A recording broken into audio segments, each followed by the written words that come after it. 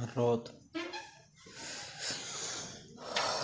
всем привет еще раз.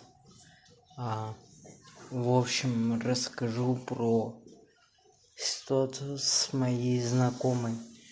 Короче, было так. То есть она не просто так напала на нее.